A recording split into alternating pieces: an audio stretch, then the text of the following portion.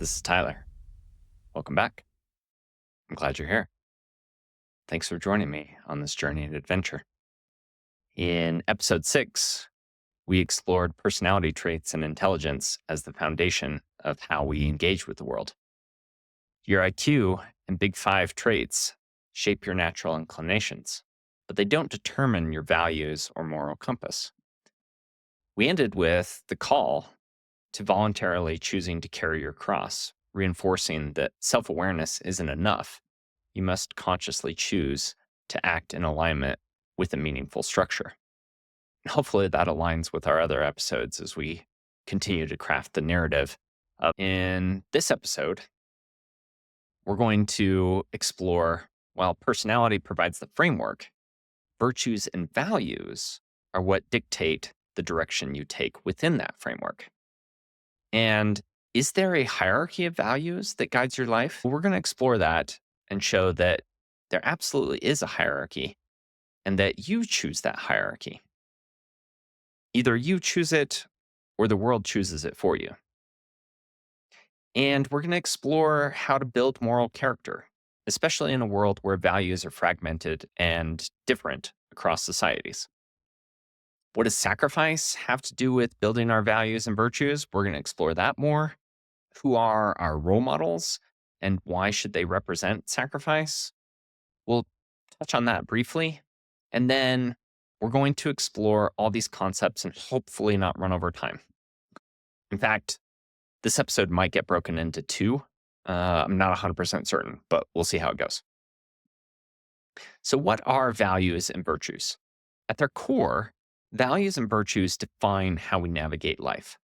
Values are abstract principles that shape our decision making and moral framework. Things like honesty, justice, and loyalty. They serve as these guiding North Stars, but they remain really theoretical unless they're actively lived out. Virtues, on the other hand, are lived expression of our values. They're transformed into habitual behaviors through consistent action. These are things like courage, humility, and patience. Virtues are values in action, requiring discipline, sacrifice, and conscious effort. We may claim to hold values, but only through practice do they become virtues. For example, someone may claim to value honesty, but unless they habitually tell the truth, especially when it's inconvenient, they're not truly virtuous in honesty. Values provide a direction. They tell us what we think is important. Virtues, on the other hand, determine who we truly are. They reflect the choices that we actually make. The incongruity between values and virtues is a fundamental source of self-deception. Most people think that they're virtuous simply because they admire certain traits. But when push comes to shove, admiration is not the same as embodiment. So where do values and virtues come from? They both have roots in biological evolution, cultural evolution, philosophical and religious thought, and personal experience. However, while values can be passively absorbed from culture, virtues require active cultivation. A society may value justice, but only individuals who commit to consistently acting justly deserve justice as a virtue. So there's an incongruity between who we think we are and who we actually are. And many people hold a false self-image because they assume their values define them, when in reality, their virtues or lack thereof actually do. We are not what we say we believe. We are what we repeatedly do. This is why self-awareness is essential. Understanding the gap between who we think we are and what our actions reveal us to be is another step towards true growth. The challenge isn't just to believe in values, it's to prove them through action, transforming them into virtues. If you're not actively practicing your values, then you are not developing virtues. You are merely admiring them from afar, and you are deceiving yourself, which follows the path to hell. Which path are you on? Let's look at the evolutionary origins of virtues. Some virtues, such as fairness, cooperation, and reciprocity, as we've talked about in previous episodes, have clear evolutionary roots because they enhance group survival. Others, such as justice, loyalty, humility, or sacrifice, are not necessarily biologically universal, and they require cultural shaping and conscious cultivation. As a quick recap from episode 4, fairness and reciprocity emerged from cooperative societies. Individuals who shared resources were more likely to be included in future exchanges, leading to better survival outcomes. Altruism and empathy are found even in primates, as supporting weaker members of the group helps strengthen social cohesion and ensures overall survival. But we're not going to rehash them again. However, for this episode, these are virtues that emerge naturally due to their evolutionary advantages. They don't require deep cultural programming because they were selected for over millennia. On the other hand, culturally constructed virtues require teaching, societal influence, and are culturally influenced. Take justice for loyalty, for example. Unlike fairness, which emerges naturally, justice is an impartial principle, and loyalty, as a moral good, are not necessarily universal. They're dictated by cultural evolution. Let me explain. Let's say, for example, you're being interviewed by a police officer because your friend ran a red light. Do you tell the truth and let your friend face the consequences? Or do you lie to protect them? Your answer to this question is probably shaped by your culture rather than your individual choices. As Western societies tend to focus on individual injustice, Eastern cultures focus more on collectivism and loyalty. And this makes sense from the traditions upon which these cultures came from. Virtues are transmitted throughout historical and religious traditions, shaping moral development differently across societies. The Western tradition of individualism and justice is rooted in Christianity, Aristotelianism, Platonism, and Gnosticism. And later, these were integrated under the Catholic Church, especially by Constantine when he united all of these frameworks, and by Aquinas and Augustine, who further reinforced the integration of all of these ideas underneath the Catholic Church. The focus was on individual responsibility, moral law, and the pursuit of truth over social harmony. So these virtues prioritize justice, right and wrong, defined by moral absolute truths like the Ten Commandments, personal responsibility that stemmed from Christian teachings on sin and redemption, and conscientiousness and self discipline. Through the Protestant Reformation, tying morality to work ethic. In the Eastern tradition, however, collectivism and harmony based morality is what emerged. And so these are rooted in Confucianism, Taoism, and kin based work structures, like rice paddy fields that require significant cooperation in family units. Their focus is more on social harmony, filial piety, and duty to the family and the group. So they prioritized loyalty and duty, with individual identity as a secondary role that one plays in commitment to family and community. They also have tremendous respect for hierarchy, where morality is often dictated by position within structure rather than universal moral law. And the sacrifice for collective stability was more important than personal balance because of the obligations of the social community. So neither tradition is inherently superior. In fact, they evolved based upon historical necessity. In societies where kin based labor was essential, like rice farming, collectivist virtues emerged. However, in societies where individuals had more autonomy, like in the frontier expansion, individualist virtues were reinforced. And there's this dividing line here between Eastern and Western ideologies that is very interesting in order to understand the cultural lineage that you come from. The question of whether a virtue is simply biological instinct or cultural programming also involves individual choice, especially in our modern era. Some people naturally align with their culture's values, like an extrovert thriving in an expressive, individualistic society. But others feel disconnected from cultural norms, like an introspective person born into an honor driven or a collectivist culture. The greatest challenge of modernity is that we now have access to multiple competing virtue systems, forcing individuals to define their own hierarchy of values, which can add to our existential angst when we don't have a necessary scaffolding pushing us towards a given path, one or the other.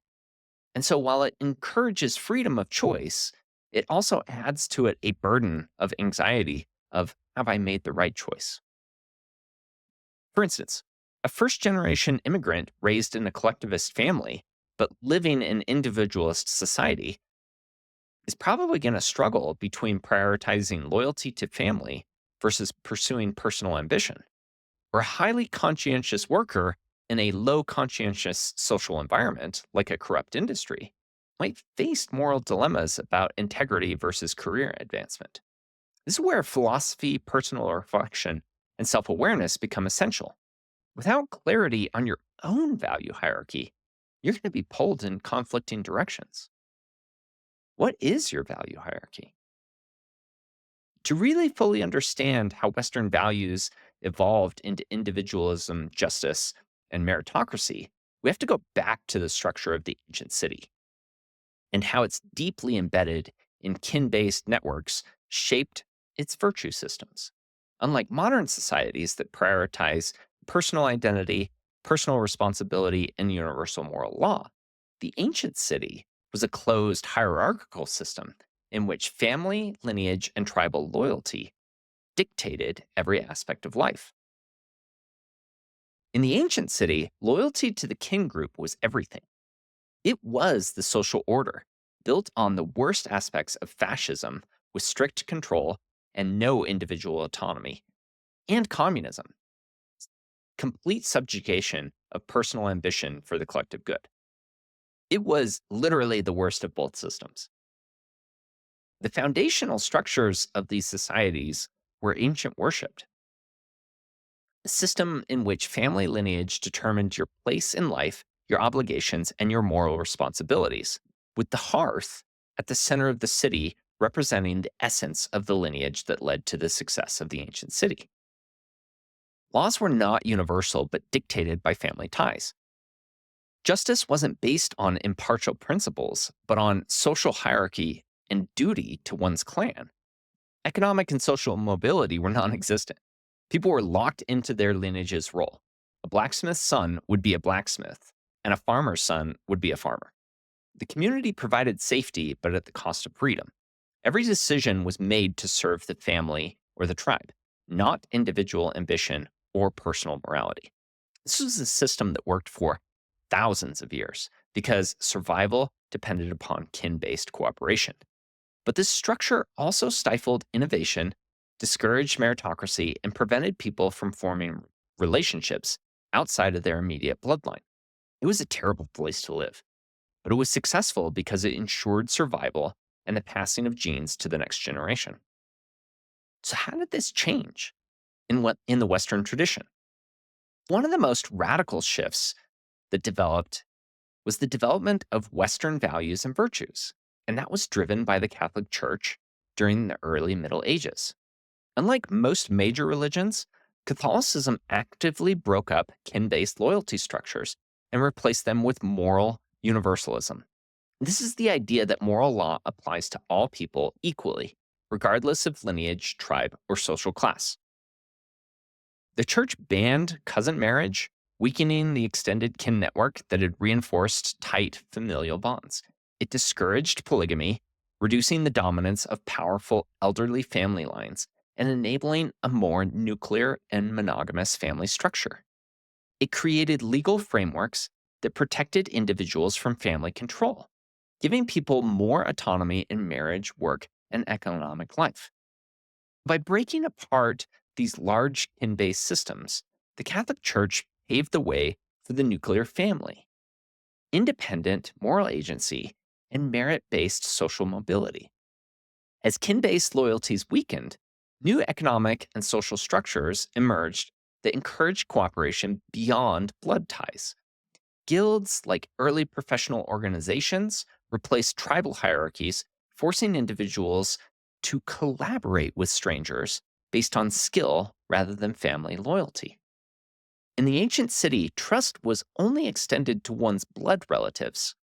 In the emerging Western society, trust had to be extended to non relatives, creating the foundation for contracts, business partnerships, and legal justice systems based on principles rather than favoritism and nepotism. Meritocracy took root during this time. Instead of one's success being predetermined by birthright, individual ability and effort began to play a larger role. This shift fundamentally changed the virtue structure of the West. Justice replaced loyalty as the dominant moral framework. Instead of prioritizing family honor, societies began to emphasize impartial legal systems, fairness, and individual rights. Conscientiousness and diligence became moral virtues. Protestantism and work ethic in particular reinforced the idea that personal effort and discipline were tied to moral righteousness. Intrinsic motivation replaced collective duty. Rather than being bound by obligation to one's lineage, individuals were encouraged to develop their own aspirations and ambitions. So the Catholic Church's reshaping of family structure played a major role in what anthropologists call weird societies. These are Western, educated, industrialized, rich, and democratic. They're characterized by individualism, impersonal trust, universal morality, and market economies. In contrast, many parts of the world that retained strong kin-based structures still emphasize collectivism, honor-based moralities, and loyalty over universal justice. And so even today, this tension also plays out on a personal level. Some people thrive in meritocratic environments, while others long for the safety and solidarity of the traditional kin-based structures. As modern individuals, we have a unique challenge of defining our own virtue hierarchy, deciding whether to prioritize justice or loyalty, individual success or family honor, personal ambition or duty to tradition, or both. Unlike our ancestors in the ancient city, we are no longer bound to one rigid system. But with freedom comes responsibility, and we must be conscious of the virtues we choose to embody. Next, let's talk about the inescapable nature of sacrifice. Sacrifice has always been at the core of human civilization. It's the fundamental exchange we make with the world, giving up something now in pursuit of something later. And this principle is ancient. It's woven into the fabric of human existence. From the earliest hearths of the ancient city to the choices we make in modern life. In the ancient city, sacrifice was literal. The hearth was not just the place of warmth or cooking. It was the spiritual center of the home, the place where offerings were made to ancestral gods and spirits. Families would burn food, animals, and even dedicate sacred items at the fire, believing that these sacrifices ensured protection, prosperity, and the favor of the divine. These acts weren't just religious, they were also deeply social and existential, a way of reinforcing kin loyalty and binding people together under a shared moral structure. To sacrifice meant to be part of something greater than oneself. But as society evolved, so did the nature of sacrifice. The move from hunter gatherer bands to agrarian civilizations forced a new type of thinking: delayed gratification. In early agriculture, survival wasn't about consuming everything immediately, but rather about saving, planning, and sacrificing short term comfort for long term gains. Farmers had to save seeds instead of eating them, to work fields today for harvest months later, and to ration resources to make it through harsh winters. Religious and philosophical traditions further reinforce these lessons. In Christianity, sacrifice is central, whether in the form of Christ's suffering for humanity or the individual's call to take up their cross and endure hardship for a greater good. In Confucianism, duty to future generations is paramount. Each person must sacrifice personal ambition to uphold family honor and long term stability. Even in ancient pagan traditions, sacrifice was a universal truth. From burning offerings to the gods to rituals of self denial in pursuit of wisdom or transcendence. Fast forward to modernity. The sacrifice remains unavoidable, though we often fail to recognize it in the same way. Every decision, and I mean every decision we make, is a sacrifice. Every choice we say yes to is a rejection of countless other opportunities. And every time that we say no is a sacrifice of a path that is not taken. The modern world no longer requires us to place offerings at the hearth, but we sacrifice in other ways: our time, our energy, our focus, our relationships. And the question is no longer will you sacrifice, but what will you sacrifice? A person who prioritizes career success may sacrifice deep relationships. Someone who prioritizes pleasure and immediate gratification sacrifices future stability. A parent who dedicates themselves to raising children sacrifices personal ambition, but in return builds a legacy. An entrepreneur who risks everything to build a business sacrifices comfort and security, betting on a greater future. The key difference between the ancient cities' sacrifices and modern sacrifices is awareness. In the past, sacrifice was understood as sacred, necessary, and non negotiable. Today, many people sacrifice unconsciously without realizing what they're giving up or why. But the reality remains unchanged. If you do not choose your sacrifice will be chosen for you. This is the lesson of sacrifice across time. From the hearts of our ancestors to the modern pursuit of meaning, the challenge is not in whether we will sacrifice, but in doing so deliberately, wisely, and in alignment with what we truly value.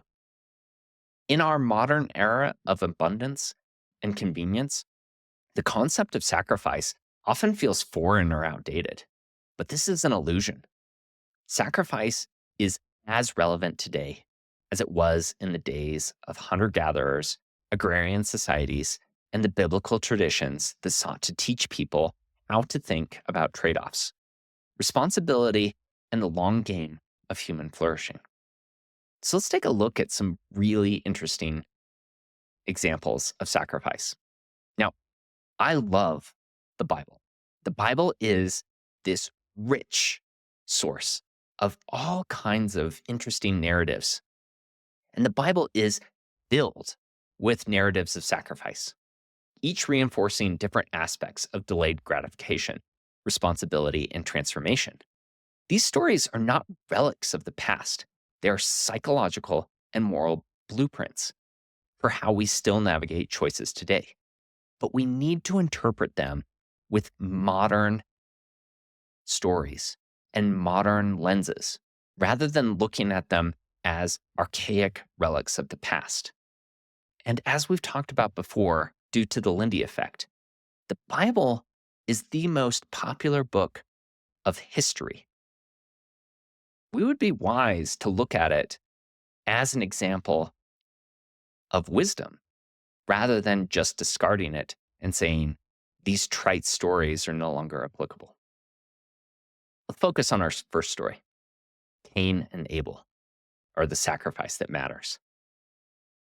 For those of you who are not familiar with this story, Cain and Abel both made offerings to God, but Abel's sacrifice was accepted while Cain's was rejected.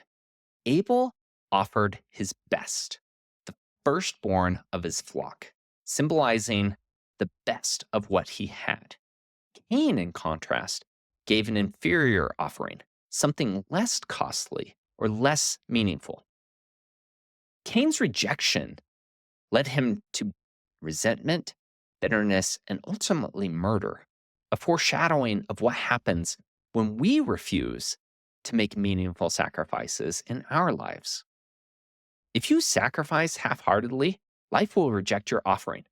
If you cut corners, avoid responsibility, or try to hack your way to success, you will likely face failure, bitterness, and resentment. We see this today in people who refuse to put in effort and then blame the system, their upbringing, or bad luck. The lesson in Cain and Abel is that sacrifice must be sincere, meaningful, and costly for it to yield real transformation. It's not just a fictional story, but a nested narrative that provides wisdom to those who would see it for what it really contains. Likewise, the story of Abraham and Isaac is at first glance utterly terrible. And I mean utterly terrible. A father is asked to sacrifice his own son, his beloved child, the embodiment of his hopes and futures, because God commands it. If we read this story as nothing more than a blind obedience test, we not only misunderstand it, but we diminish the very reason that it has endured for thousands of years. I'm not here to condone this biblical passage, but to point out, due to the Lindy effect, as we talked about in episode 2, that there's a hidden truth that still exists because this narrative still exists within our culture. The story survives not because it glorifies submission, but because it forces us to confront something terrifying yet essential: the necessity of sacrifice and transformation. If we are to truly grow, if we are to become something more than we are now, we may need to place everything we think we are, our identities, our comfort, our deeply held illusions, on the altar and let them burn in the fire. Not because we are told to, but because we recognize that transformation requires destruction. Abraham's test isn't about proving his willingness to follow orders. It's about his willingness to let go of his control, his plans, his own rigid structure of the future. It's about trusting that by sacrificing what is most precious, something even greater can emerge. This is not an easy truth. To grow, we must be willing to let parts of ourselves die. The weak parts, the fearful parts, the self-deceiving, cowardly, or indulgent parts. The stories we tell ourselves about who we are that no longer serve us. We cling to these old versions of ourselves because they are familiar, even when they're destructive, even when they limit us. But transformation doesn't come from comfort, it comes from fire. Just as a blacksmith forges a blade by burning away impurities, we must be willing to walk into the fire of sacrifice, not to destroy ourselves, but to refine ourselves, to strip away everything that is weak, everything that is built on shaky foundations, and everything that is stopping us from stepping fully into who we are meant to be. This is not an easy story. Life will present you with moments when you must make an Abrahamic choice. You may not be standing on a mountain with a knife in your hand, but you'll be standing in front of something that defines you, and you're going to have to ask, am I willing to let go of the comfort that keeps me weak? Am I willing to destroy an old version of myself to create something stronger? Am I willing to sacrifice everything I think I am in order to become who I need to be? This might mean leaving a career that no longer serves your purpose. It might mean ending a relationship that's holding you back. It might mean unlearning an entire belief system and facing the terrifying unknown of rebuilding your identity from the ground up. It is not an easy path, but the fire is necessary.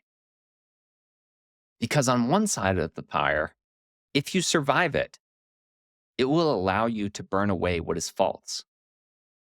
If you refuse to let fear keep you small, you will emerge forged, strengthened, and ready to build your life on a foundation that will not crumble. The real lesson of Abraham and Isaac is not about obedience. It's about transformation. It is the cost of becoming something more. You must be willing to sacrifice everything you thought you were in order to become everything you were meant to be. Are you willing to step into the fire? The final sacrificial story that I want to talk about is the archetype of ultimate sacrifice. That's right. It's the story of Jesus' crucifixion. And it's not just a religious narrative. It's the ultimate archetype of self-sacrifice. It represents a suffering so profound, so unjust, and so unbearable that it transcends mere morality and reaches into something deeper, the foundational nature of what it means to be human. to suffer without justice, to endure without reason, to be betrayed, abandoned, tortured, humiliated, and yet still bear it all for the sake of something greater. We've talked about this many times, but this is the story that echoes through every age in every culture. It's the same story that we see in Viktor Frankl's Man's Search for Meaning. The realization that even in the face of the absolute worst suffering imaginable, even in the depths of injustice and despair, we are still called to something greater. That is incredible. That is utterly astounding. If the Abrahamic story was about individual sacrifice necessary for transformation, Jesus' story is about the sacrifice necessary for redemption. Not just personal redemption, but collective redemption, an act that transcends the self and reshapes the world. In Frankel's concentration camps, in the darkest moments of human history, we see this archetype manifest. Those who suffered with dignity, those who took on unbearable burdens without being embittered, those who chose to bear their suffering instead of succumbing to despair, they proved that the crucifixion is not just a metaphor. It's real. And it's the story that we're all called into. It's the call to the highest sacrifice. And this is the great and terrible truth of human existence. We are called to an unbearable level of greatness. It's too much. It's too much to ask of any individual. And yet, we must bear it anyway. And I think that this is the pursuit of the omega point. It's the idea that we're moving towards something higher, something greater, something ultimate. It's that burden of manifest destiny, not just as an empire or a people, but as individuals called to transcend suffering, take responsibility for a broken world. It's the bringing of the kingdom of God, and it is forged in the fire of self sacrifice. The true meaning of sacrifice is not found in self improvement or delayed gratification, although those are great things. It's not about trading one good for another, like saving money for a better future, although that's also good. True sacrifice is offering up your entire self for the sake of a greater purpose that may never reward you. It is agape. It is love for love's sake, the ultimate aspect of love. And we are all called to it. A parent who gives everything for their child, knowing they will never be repaid, the soldier who dies for a country that may forget their name, the prophet who takes the sins of others, knowing they will never receive gratitude, the truth teller who is ostracized, persecuted, and erased from history for daring to speak what must be spoken. This is the burden we are all called to. And it's unfair. We live in a world that tells us to avoid suffering, to seek comfort, to prioritize ourselves. And yet, the most meaningful lives, the ones we look up to, the ones that inspire us, the ones that echo beyond death and our role models, are the ones who willingly bore the greatest burdens. Parents sacrifice their freedom for their children's well being. Entrepreneurs endure years of uncertainty to build something meaningful and helpful for society. And leaders take on problems they did not create because someone must bear them. The world is broken. It always has been. And yet the call remains. Will you bear the cross that's placed in front of you? It will be unfair. It will be too heavy. And it ultimately will cost you everything. And yet, if you choose to bear it, if you choose to walk the path of sacrifice, you will become something greater than you ever imagined. That is the ultimate truth of sacrifice. And this is the ultimate archetype of meaning. This is why the story of Jesus exists today, because it is the call that we must answer. It is a call that is too great. Yet, still, somehow we must answer that call to fully become who we are meant to be. In modern life, sacrifice doesn't necessarily mean burning offerings or giving up our children, but the principles remain the same. Every decision you make trades one future for another. Time versus comfort, wealth versus stability, principles versus popularity. Everything is a trade off. The question is not whether you are sacrificing, but whether you are sacrificing wisely. Your value hierarchy determines what you're willing to sacrifice. If you don't define your values consciously, you will end up making sacrifices based on impulse, peer pressure, or fear rather than principle. If you prioritize hedonism, you will sacrifice discipline, growth, and long term rewards for immediate gratification. If you prioritize virtue and long term fulfillment, you'll sacrifice comfort and short term pleasure for deeper meaning and achievement. This is why building a strong internal hierarchy of values is essential. Without it, you will sacrifice what is most important for what is easiest, which leads to regret, stagnation, and bitterness. Sacrifice is inevitable. Choose yours wisely. Every moment of your life, you're making a sacrifice of one future for another. The difference between a life of regret and a life of fulfillment comes down to whether your sacrifices were chosen wisely. If you do not consciously choose what you are willing to sacrifice, the world will impose its sacrifices upon you. If you do not sacrifice for discipline, you will be sacrificed to chaos. If you do not sacrifice for truth, you will be sacrificed to delusion. And if you do not sacrifice for meaning, you will be sacrificed to nihilism. Now, these are just my opinions, but I think it makes sense. I think there's a great history and a great narrative structure that leads us to believe this. And the greatest lessons from biblical narratives and human history is that sacrifice is not something to be avoided. It is something to be embraced.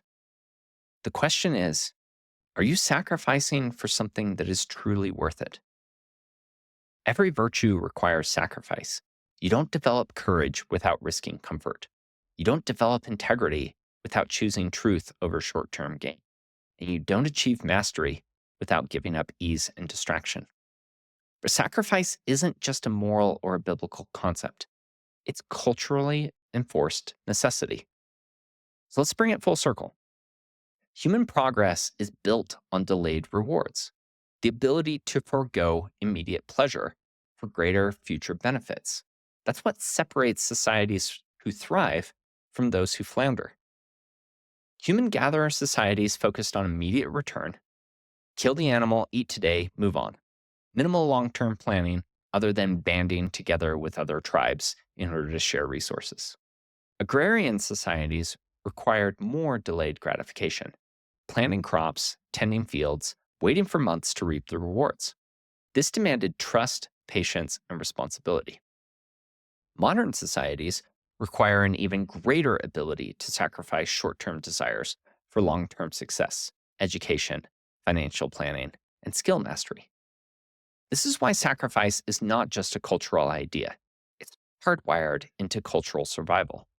Those who learned to defer pleasure for long-term rewards built stable societies.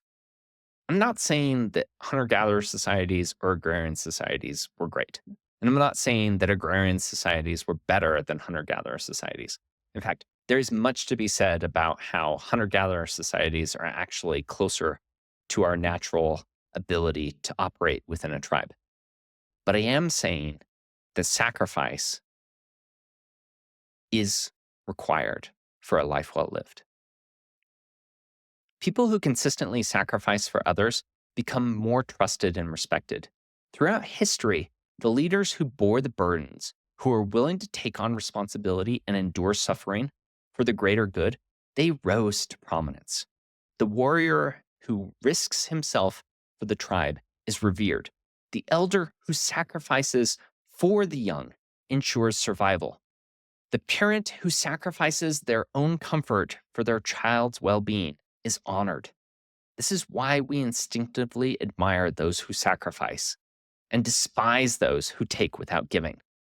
Our world needs more role models were built upon the model of sacrifice rather than the pompous display of fame, power, and wealth. Because those role models are destroying us. And yet they're exalted at the altar of social media, destroying the hidden real truths that are nested on these old stories. And we so easily discard them as dated and useless from bygone times. It would be wise for us to relook at these stories and see what hidden truths they have for us. However, coming back to our story of Cain and Abel, not all sacrifices are noble. Some sacrifices trade long term fulfillment for short term pleasure or power. This is the essence of the Faustian bargain, exchanging something priceless for temporary gain at great long term costs. To truly understand this concept, we need to go back to the source, the legend of Faust. I love the legend of Faust. In fact, Goethe's Faust is probably one of my favorite stories and my favorite narrative structures. The story of Faust originates from German folklore, but was most famously captured in two literary masterpieces. In Christopher Marlowe's Dr. Faustus, which was the older version. It's a more straightforward tale of a man who sells his soul for knowledge and pleasure, ultimately leading to his damnation.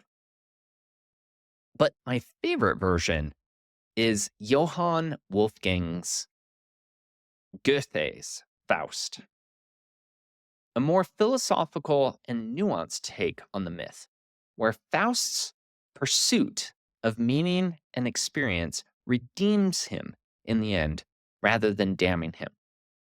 At its core, Faust is a man of limitless ambition. He's dissatisfied with the constraints of ordinary life. He makes a pact with Mephistopheles. I'm never going to be able to pronounce that word correctly, or essentially the devil, in exchange for his soul for knowledge, power, and sensory pleasure. In Goethe's version, Faust falls into temptation, but his constant striving and willingness to face suffering ultimately redeems him. It's a crucial distinction that reframes the bargain itself and ties into the broader narrative of everyone can be saved if they choose to make incremental steps towards the light. And this is what I love about this story, is that there are two sides within us. To fully grasp this concept, we must recognize that both Faust and Mephistopheles exist within each of us. Faust represents our unquenchable desire for meaning, experience, and knowledge. It's our willingness to strive for something beyond ourselves, to push the limits of our existence. Mephistopheles is that cynical, nihilistic force that tempts us towards shortcuts, indulgence, and power without wisdom.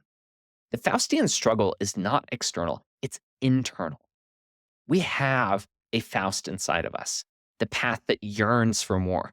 And we all have a Mephistopheles inside of us, whispering in our ear, tempting us to compromise, to take the easy road, or to give up integrity for immediate satisfaction.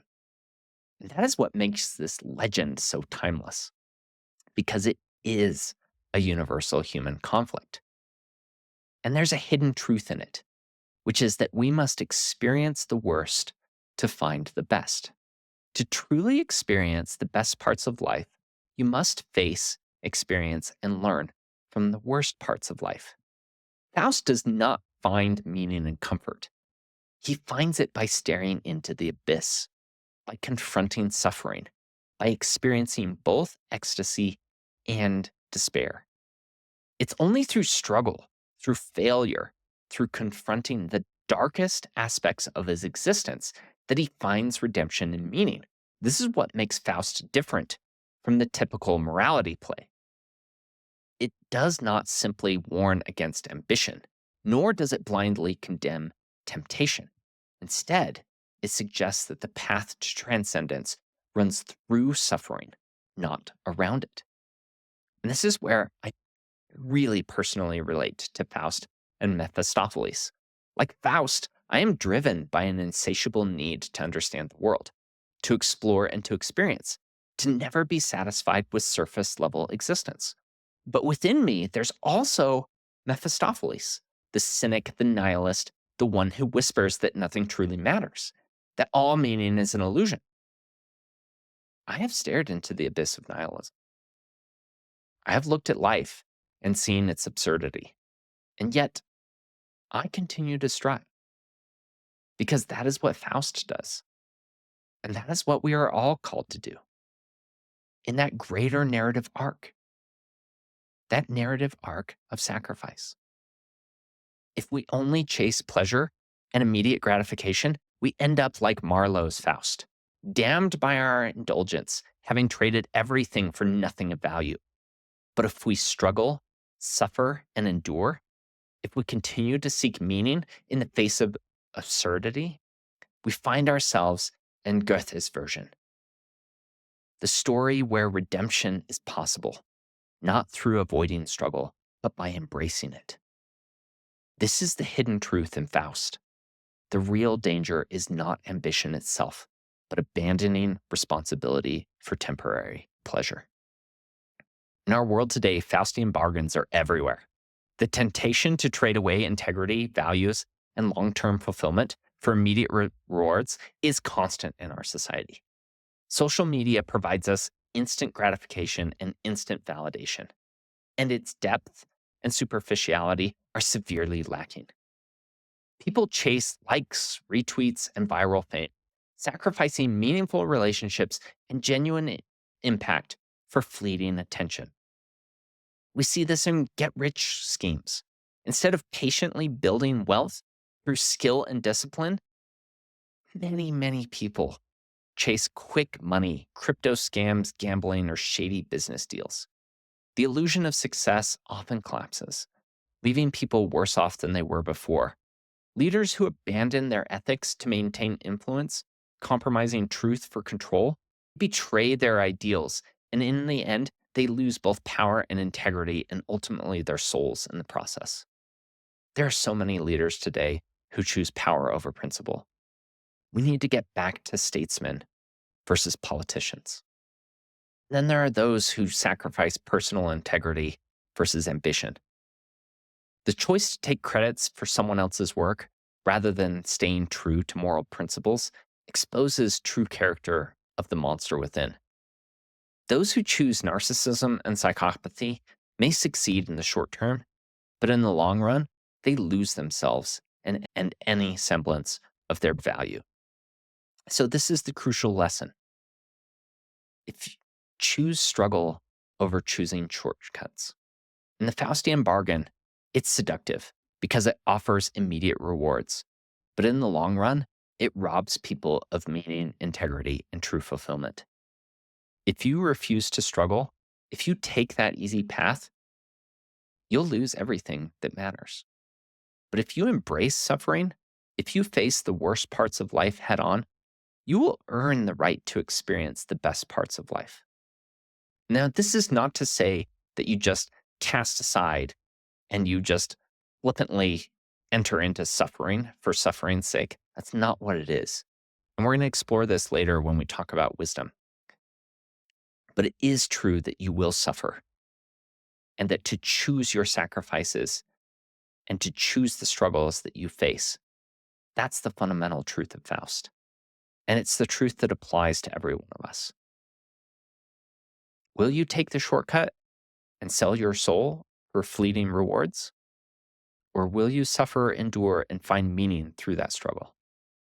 The choice is yours. Transitioning a bit, I'd like to focus on where sacrifice shapes our destiny. So every person faces moments of reckoning, points in their life where they must choose between comfort and meaning, security and greatness, self-preservation and sacrifice. These choices are not just abstract ethical dilemmas, they're defining moments that shape who we are. To live authentically requires sacrifice, if we haven't said it enough already. It demands the courage to be true to oneself, even when the costs are high. Many people choose the easier road, compromise, conformity, or self-deception. But those who stand firm, who refuse to betray their own nature for external rewards, become something greater. History remembers these individuals because their sacrifices were not just personal, they were symbolic. They demonstrated that living truthfully, even in the face of destruction, is more valuable than living a lie.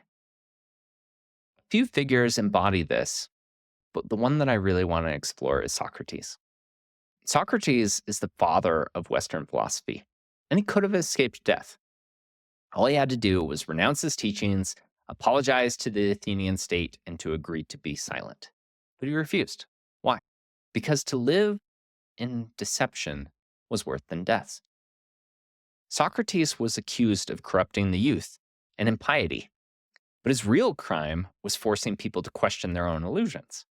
He exposed the fragile egos of the Athenian politicians, the unexamined beliefs of the elite, and the contradictions of the conventional wisdom. When sentenced to death, his followers urged him to flee. The city's legal system was corrupt, they said. He had the means and the support to escape and continue his work in exile. But Socrates refused. He had spent his entire life arguing for virtue, integrity, and truth. To escape now, to compromise his principles for the sake of survival, would make a mockery of everything he taught. So he drank the hemlock, knowing that his death would serve the ultimate statement of his philosophy. Socrates' choice was not about his own fate, it was a statement about the nature of truth itself.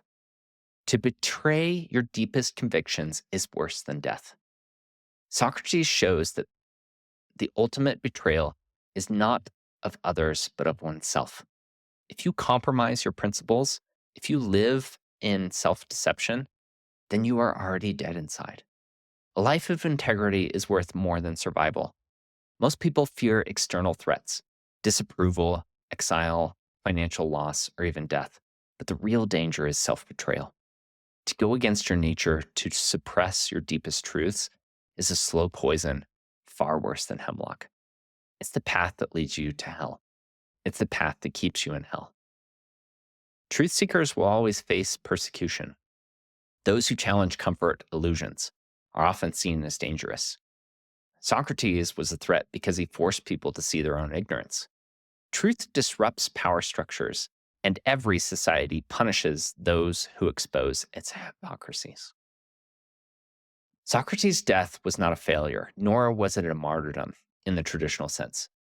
It was the final act of his philosophy, a demonstration that truth cannot be killed, even if the man who speaks it is silenced.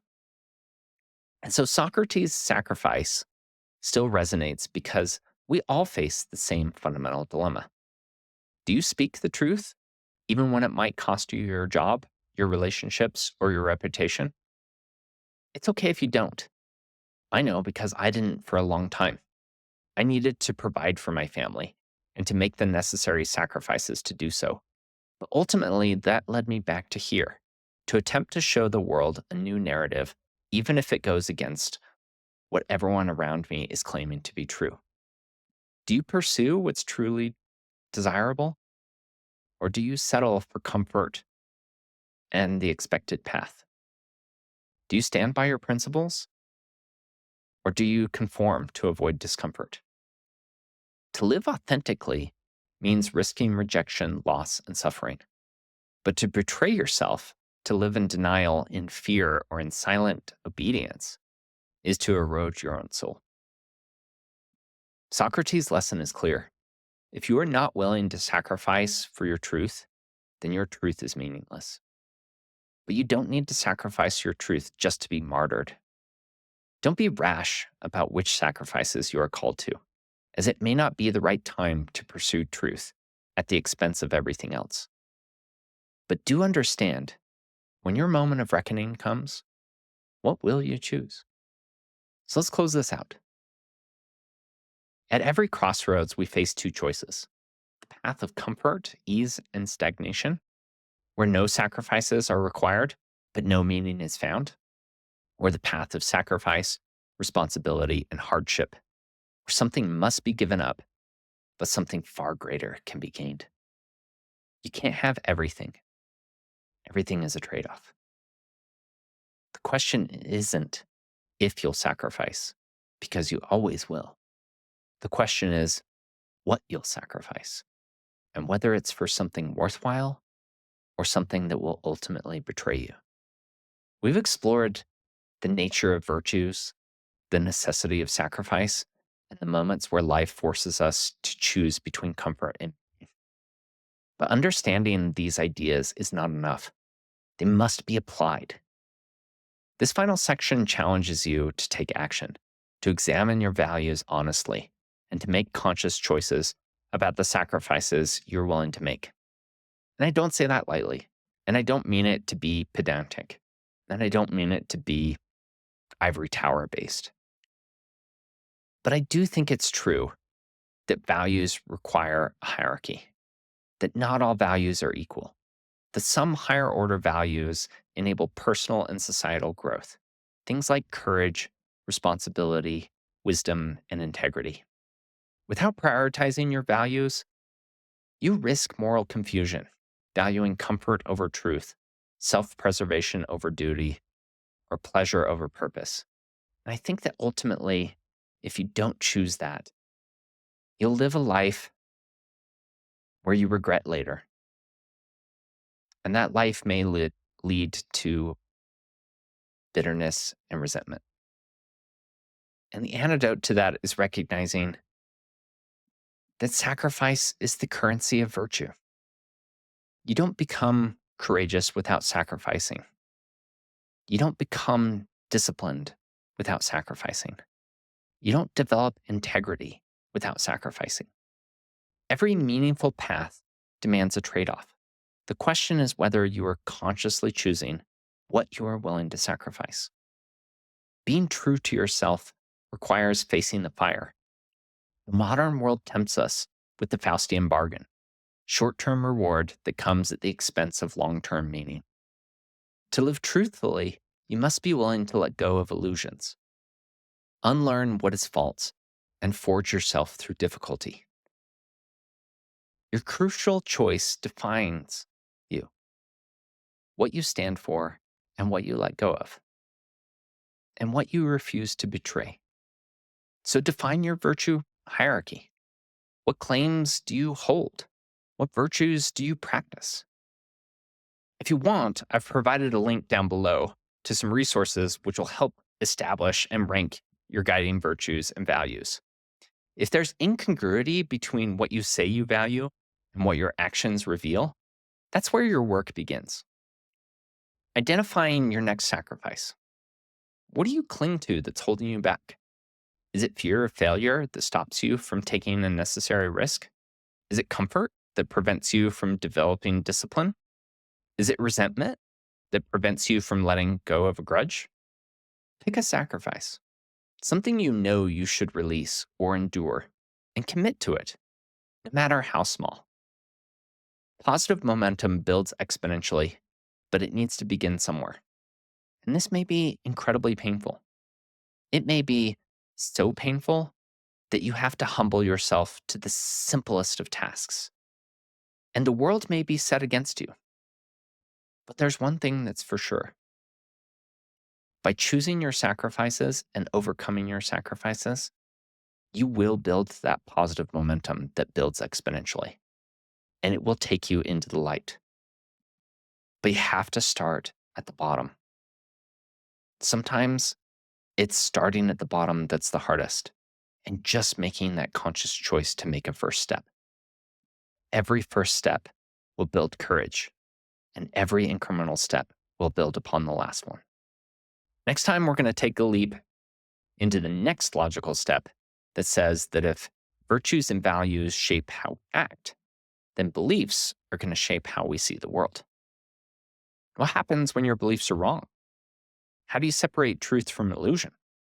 How do you build a framework that allows for meaning without falling into dogma or self-deception? Virtue is only as strong as the truth upon which it's built.